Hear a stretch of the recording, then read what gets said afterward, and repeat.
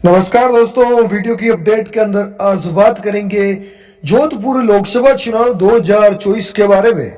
जी हां दोस्तों, आपको इस पूरी अपडेट के अंदर बताने वाले हैं जोधपुर लोकसभा चुनाव 2024 में क्या माहौल रहने वाला है और वर्तमान में प्रेजेंट टाइम में जोधपुर में किसका माहौल चल रहा है।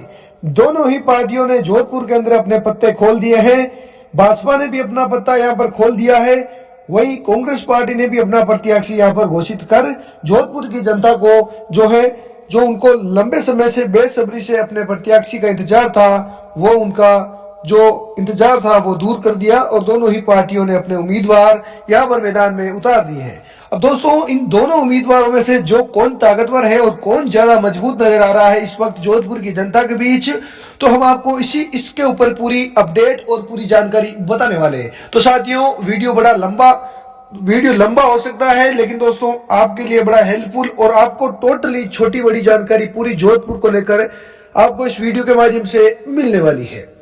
तो अभी तक आपने हमारे चैनल को इलेक्शन न्यूज इंडिया को यूट्यूब पर सब्सक्राइब नहीं किया है तो दोस्तों सब्सक्राइब जरूर कर देवें, क्योंकि आपके एक सब्सक्राइब करने से हमें अगला वीडियो बनाने में मोटिवेशन मिलता रहता है। अब बात करेंगे राजस्थान लोकसभा चुनाव 2024 को लेकर। तो राजस्थान की लोकसभा चुनाव में इस बार भारतीय जनता पार्टी बीजेपी जो है राजस्थान को इतना सीरियस नहीं ले रही है, क्योंकि बीजेपी को पता है, नरेंद्र मोदी को पता है, राजस्थान की 25 सीटें 2 बार हमारे आ चुकी है, तो तीसरी बार भी 25 सीटें राजस्थान की जो है हमारी ही होगी।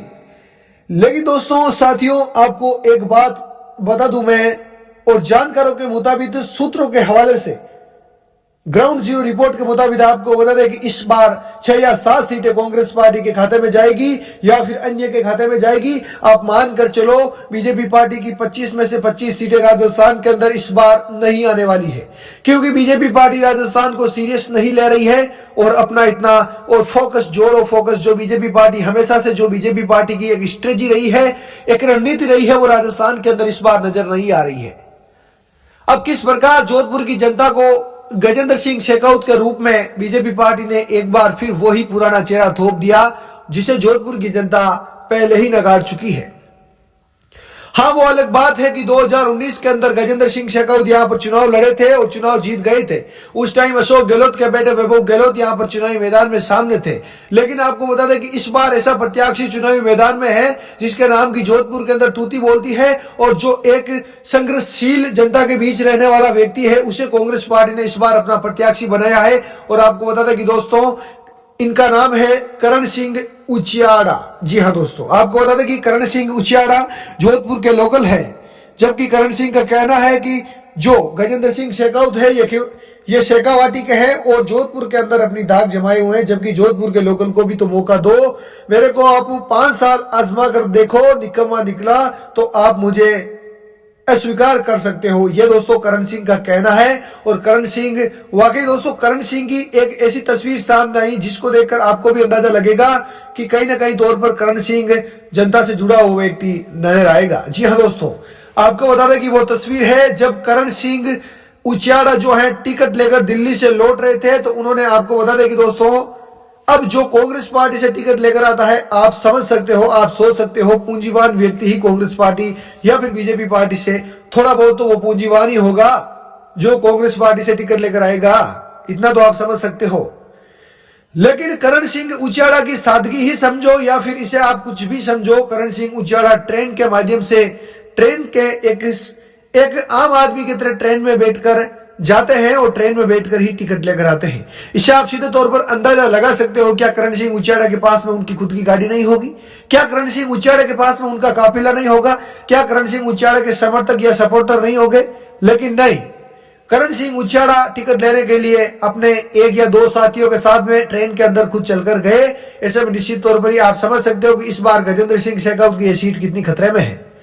अब दोस्तों, जैसे ही वो टिकट लेकर रेलवे प्लेटफॉर्म जोधपुर के बाहर पहुंचे, तो जैसे ही वो ट्रेन की बोगी के नीचे उतरे, मानो जन सैलाब उनका वेट कर रहा था, जन सैलाब उनका इंतजार कर रहा था और जन सैलाब ने उन्हें कंधे पर बिठा लिया।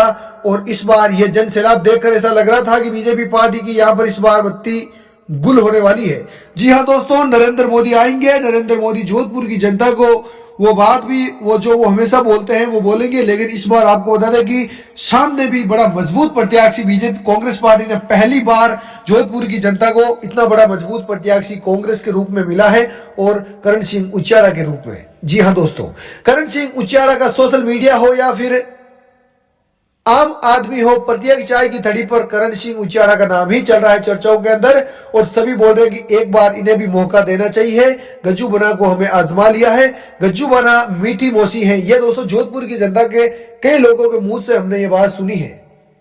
कहते हैं कि गजेंद्र सिंह शेखावत मुंह पर किसी को कुछ मना नहीं करते हैं, लेकिन उनका काम भी कुछ नहीं करते हैं। यह दोस्तों सबसे बड़ी और रोचक और विचलित बात है। वहीं इनके विपरीत यदि करण सिंह उचियाड़ा की बात करें तो लोगों की जनता के ऊपर सीधे तौर पर इनकी जवाब आता है कि करण सिंह उचियाड़ा कैसा व्यक्ति है, इन्हें हमने आजमाया नहीं, लेकिन लोगों के सुख दुख में ये काम आते हैं, लोगों के सुख दुख में ये साथ देते हैं। राजपूत समाज का कोई भी कार्यक्रम हो, किसी भी इवेंट हो, उसमें ये जाते हैं। तो हम केवल राजपूत समाज की बात नहीं कर रहे हैं, हम पूरे समाज की बात कर रहे हैं। जो माहौल चल रहा है राजस्थान के जोधपुर के अंदर, उसके बारे में हम ये बात कर रहे हैं। तो सीधे तौर पर आप समझ सकते हो कि जोधपुर के अंदर इस बार माहौल पूरी तरीके से गजेंद्र सिंह शेखावत के खिलाफ चल रहा है। अब गजेंद्र सिंह शेखावत आगे क्या करते हैं, आगे का क्या माहौल बनता है, लेकिन हम आपको इस अपडेट के अंदर वर्तमान माहौल बता रहे हैं। और आंकड़ों के मुताबिक यदि देखें तो आंकड़े जो है सीधे तौर पर बीजेपी पार्टी के पक्ष में जाते हुए नजर आ रहे हैं, लेकिन लोगों का भाव जो है, लोगों का भाव कहता है कि इस बार करण सिंह उचियाड़ा को हम आजमाएगी, जोधपुर की जनता करण सिंह उचियाड़ा के साथ। ऐसा दोस्तों लोगों ने स्लोगन भी लगा दिए हैं।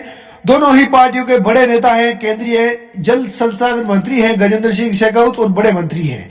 निश्चित तौर पर ही एक अच्छे नेता है गजेंद्र सिंह शेखावत। वही करण सिंह उचियाड़ा जो है ये भी बड़े मजे और कद्दावर नेता कांग्रेस पार्टी के हैं और अच्छे व्यक्तित्व के धनी भी है Karan Singh उचियाड़ा।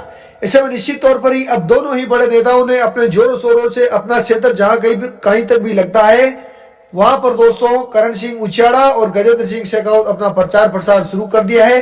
Holding, pamphlet, social media के माध्यम से हो या फिर ग्राउंड जीरो पर हो, तमाम तरीके की पूरी जो कैंपेन है उनका वो शुरू हो चुका है। अब वो माहौल भी राजस्थान के अंदर बन चुका है, जो माहौल राजस्थान की राजनीति के अंदर हमेशा से ही देखा जाता है। अभी तक टिकट बांटते हुए बीजेपी पार्टी की पहली सूची के 15 या 20 दिन हो चुके हैं, लेकिन आपको याद होगा विधानसभा चुनाव में जब बीजेपी पार्टी ने अपनी पहली सूची जारी की थी तो उस पहली सूची के अंदर कितना घमासान मचा था। लेकिन इस बार ऐसा कुछ नहीं है। कहीं ना कहीं तौर पर बीजेपी पार्टी अपनी अलग ही रणनीति के साथ इस बार चुनावी मैदान में उतरी है। वहीं यदि बीजेपी पार्टी की बात करें तो बीजेपी पार्टी राजस्थान को कतई सीरियस नहीं ले रही है। इस बार राजस्थान के अंदर बीजेपी पार्टी के ऐसे कुछ बागी नेता हैं जो वापस बीजेपी का दामन थामना चाहते हैं, लेकिन कहीं न कहीं तौर पर बीजेपी पार्टी उन्हें मना पाने में समझ लग रही है। और वो सीधे तौर पर बड़े नेता कहीं न कहीं तौर पर 3 या 4 ऐसी सीटों का नुकसान करेंगे बीजेपी पार्टी का, जो उन्हें अभी अंदाजा नहीं है, अभी वो अंदाजा नहीं लगा पा रहे हैं। लेकिन निश्चित तौर पर आप मानकर चलो कहीं न कहीं तौर पर 3 या 4 सीटें ये बागी आपको बिगाड़ते हुए नजर आएंगे। हम उन बागियों के नाम भी आपको बता देते हैं। सबसे पहले बात करेंगे चंद्रभान सिंह आक्या के बारे में। चंद्रभान सिंह आक्या जो है, इन्होंने बीजेपी विधानसभा चुनाव 2023 से चित्तौड़गढ़ से इन्होंने टिकट की मांग की थी विधानसभा का, और उनका कहना है कि सीपी जोशी ने उनका टिकट कटवा दिया था और इन्होंने निर्दलीय चुनाव लड़ा था चंद्रभान सिंह आक्या ने, और चंद्रभान सिंह आक्या ये विधानसभा चुनाव भारी मार्जिन के साथ जीत जाते हैं। उसके बाद में हम बात करेंगे बीजेपी प्रत्याशी, बीजेपी से टिकट की मांग की थी विधानसभा का इन्होंने रविंद्र सिंह भाटी के बारे में। वैसे रविंद्र सिंह भाटी से आप जो भी हमारा वीडियो देख रहे हो वो सभी परिचित है, नए परिचित है तो आपको बता दें कि ये पूर्व छात्र संघ अध्यक्ष जय नारायण व्यास विश्वविद्यालय जोधपुर के और वर्तमान में बाड़मेर की शिव विधानसभा से ये विधायक भी है। इन्होंने भी बीजेपी ज्वाइन की थी, बीजेपी ने इनका टिकट काटा, इन्होंने वापस बीजेपी छोड़ दी, निर्दलीय टाल ठोकी और निर्दलीय ये चुनाव जीत गई। उसके बाद में प्रियंका चौधरी का भी किस प्रकार, प्रियंका चौधरी बीजेपी में थी, उनका पूरा परिवार लंबे समय से बीजेपी में था, लेकिन किसी के कहने पर बीजेपी से प्रियंका चौधरी का टिकट कटा। प्रियंका चौधरी ने निर्दलीय चुनाव लड़ा और आरएलपी के समर्थन के साथ में प्रियंका चौधरी ये चुनाव जीत जाती है। कांग्रेस के मेवाराम को बुरी तरीके से ये चुनाव हराती है, बीजेपी प्रत्याशी को भी ये बुरी तरीके से चुनाव हरा देती है। अब ऐसे में निश्चित तौर पर सोचने वाली बात है इस बार जोधपुर की जनता किसे स्वीकार करेगी। करण सिंह उचियाड़ा या फिर गजेंद्र सिंह शेखावत गज्जू बना? आप भी हमें कमेंट करके जरूर बता सके। आप सभी का तहे दिल की गहराइयों से शुक्रिया।